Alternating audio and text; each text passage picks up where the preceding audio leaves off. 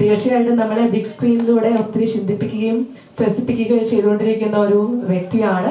ഇപ്പൊ ഈ ഒരു സ്പെഷ്യൽ ഒക്കേഷനിൽ മലയാളത്തിന്റെ സ്വന്തം സായികുമാർ അദ്ദേഹം ഈ ഒരു ലൊക്കേഷനിൽ എത്തിച്ചേർന്നിട്ടുണ്ട്. സോ അദ്ദേഹത്തെ വളരെ സ്നേഹപൂർവ്വം തന്നെ ഇൻവൈറ്റ് ചെയ്യുന്നു. നല്ലൊരു കൈയടി കൊടുത്ത് ഇൻവൈറ്റ് ചെയ്യാണ്.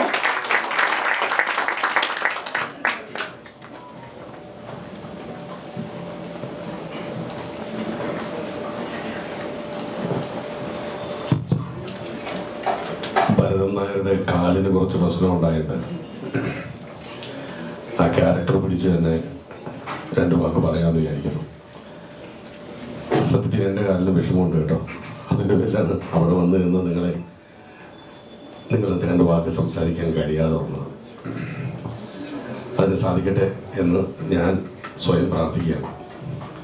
ഭരതനാട്യം എൻ്റെ അടുത്ത് ദാസ് വന്നിട്ട് ഇതിൻ്റെ കഥ പറയുന്ന സമയത്ത് എനിക്ക് തോന്നിയ ഒരു ഫീൽ എന്ന് പറഞ്ഞാൽ, ഈ അയാളുടെ ഉള്ളില് ഒരുപാട് നാളായിട്ട് ഈ ഒരു കഥയെ ഇങ്ങനെ താലോലിച്ചു കൊണ്ട് നടക്കുക എന്ന് പറയുന്ന ഒരു അവസ്ഥയില്ലേ, അതാണ് കൃഷ്ണദാസന്റെ മുഖത്ത് നിന്ന് എനിക്ക് മനസ്സിലായത്. അല്ലെങ്കിൽ കൃഷ്ണദാസ് പറയുന്ന ആ ഒരു എന്താ പറയാ, അതിന്റെ ഒരു മോഡുലേഷനിൽ നിന്ന് എനിക്ക് മനസ്സിലായത്, അത് ഭയങ്കരമായിട്ട് ഉള്ളിൽ തറച്ചിട്ട് പറയില്ലേ.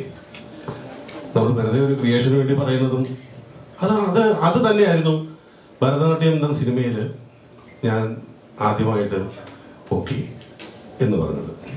പിന്നെ രണ്ടാമതെന്ന് പറഞ്ഞു കഴിഞ്ഞാൽ ഇതിന്റെ പ്രൊഡ്യൂസർ സൈജു തോമസ്.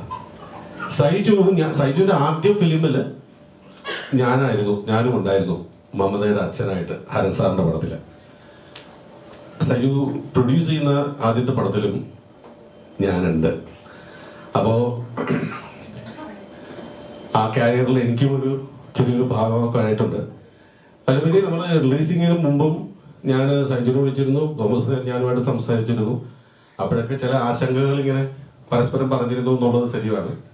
റിലീസിങ്ങിന് ശേഷം ഒരു ദിവസം തോമസ് എന്നെ, ഞാൻ സൈജുവിനെ വിളിച്ച് സംസാരിച്ച് വെച്ചതിന് ശേഷം തോമസ് എന്നെ ദുബായിൽ നിന്ന് വിളിച്ചിട്ട് ഞങ്ങളൊരു അരമണിക്കൂറോളം സംസാരിച്ചു കഴിഞ്ഞാൽ ബാക്കിയുള്ള കാര്യങ്ങളൊക്കെ സംസാരിച്ചിരുന്നു.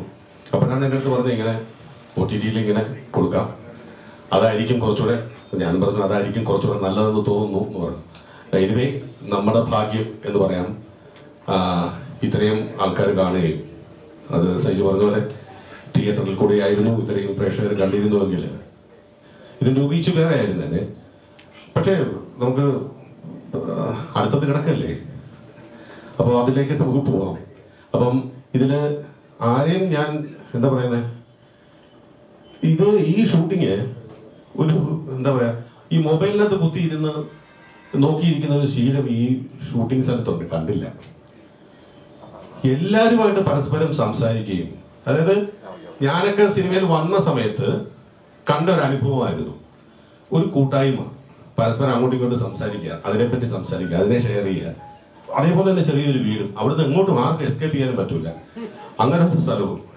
അപ്പം അതൊക്കെയാണ് ഇതിന്റെ ഒരു വിജയത്തിന്റെ പ്രധാന കാരണം. സത്യം പറഞ്ഞാൽ ഷൂട്ടിംഗ് കഴിഞ്ഞ് പോകുമ്പോൾ ഒരു വിഷമമായിരുന്നു. ഞാൻ ദാസന്റെ അടുത്ത് പറഞ്ഞു, പോകാനായിട്ടൊരു വിഷമം തോന്നുന്നുണ്ട്, പക്ഷെ പോയാലെന്ന് ഓർത്തിയുള്ളൂ. അപ്പൊ അങ്ങനെ പോയൊരു പടമായിരുന്നു. ഒരുപാട് പ്രതീക്ഷയായിരുന്നു തിയേറ്ററിൽ എനിക്ക്.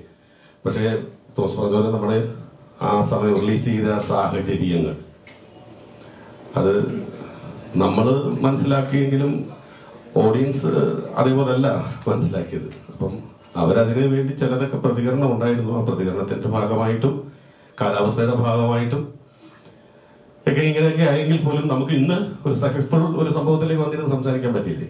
ഇതിൽ അഭിനയിച്ച ഓരോരുത്തരും, ഇതിന്റെ ടെക്നീഷ്യന്മാർ ഓരോരുത്തരും വളരെ ഗംഭീരമായി തന്നെ, നല്ല ആത്മാർത്ഥമായി കൂടി തന്നെയാണ് ഇതെല്ലാം ചെയ്തിട്ടുള്ളത്. അതായത് 2 ഡയറക്ടറുകൾ ഇരിക്കുന്നു. അവര്, ഞാൻ വിചാരിച്ചു ആദ്യം കണ്ടപ്പം, ഞാൻ ആ ഒരു കൊപ്പറ ഇങ്ങനെ ഓടിച്ചുകൊണ്ടിരിക്കുന്ന സമയത്താണ് കയറി വരുന്നത്. ഇതിൽ ഏതാണ് കയറി വന്നത്? അതിനകത്ത് കയറി വന്ന് ഞാൻ പറയുമ്പോ ആരാ കൂടെ വന്നത് നോക്കുമ്പോ അതപ്പുറത്ത് ഞാൻ ആരെ നിനക്ക് ഇവിടുന്ന് പറഞ്ഞു, ഓ ഇനിയിപ്പോ എന്തൊന്നും കിട്ടില്ലെന്ന് ഡിപ്രഷൻ അടിക്കുന്നു. അങ്ങനെ പറഞ്ഞിട്ട് പോകുന്ന സമയത്ത് ഞാൻ വിചാരിച്ചേ ആദ്യം ഒരു പമ്പലോ ദാസ് വിളിച്ചെന്താ പറഞ്ഞത്. അത് കഴിഞ്ഞതിന് ശേഷം പിന്നെ അത് റൂട്ട് ക്ലിയർ ആയിരുന്നു. അത് കഴിഞ്ഞ് പോയി പിന്നെ രസകരമായിരുന്നു. നല്ലൊരു കുറച്ച് ദിവസങ്ങൾ. സാമ്പത്തികം മാത്രമല്ല കേട്ടോ, അല്ലാതെ മാനസികമായി കിട്ടുന്നൊരു കലാകാരന്മാരെന്ന നിലയിൽ, ഒരു കലാകാരൻ എന്ന നിലയിൽ, ആർട്ടിസ്റ്റ് എന്ന് ഞാൻ പറയില്ല, ഒരു കലാകാരൻ എന്നുള്ള നിലയിൽ ഞങ്ങൾ പണ്ട് നാടകത്തിലൊക്കെ അഭിനയിക്കുമ്പോഴായിരുന്നു ഇതേപോലുള്ള ഒരു സ്നേഹവും ചില പിണക്കങ്ങളും എന്തൊക്കെ ഉണ്ടെങ്കിലും ഫസ്റ്റ് ബെല്ല് കൊടുത്തു കഴിയുമ്പോൾ എല്ലാ പിണക്കങ്ങളും മാറും.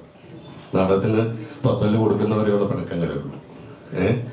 അത് കഴിഞ്ഞാൽ ഫസ്റ്റ് ബെല്ല് കൊടുത്തു കഴിഞ്ഞാൽ എല്ലാ പിണക്കങ്ങളും മാറും. ഒന്നിച്ച് തന്നെയാണ് യാത്ര. ആ യാത്ര കൂടെ ആരംഭിച്ച് ഇപ്പോൾ ഈ ഭരതനാട്യം എന്ന് പറയുന്ന ഈ സക്സസ്ഫുൾ ആയിട്ടുള്ള ഒരു ഫംഗ്ഷനിലൂടെ വന്ന് നിൽക്കുന്ന ഈ അവസരത്തിൽ ഇതിൽ അവതരിച്ച അല്ലെങ്കിൽ ഇതിൽ പ്രവർത്തിച്ച എല്ലാവർക്കും എൻ്റെ ഹൃദയത്തിൻ്റെ ഭാഷയിൽ സ്നേഹം.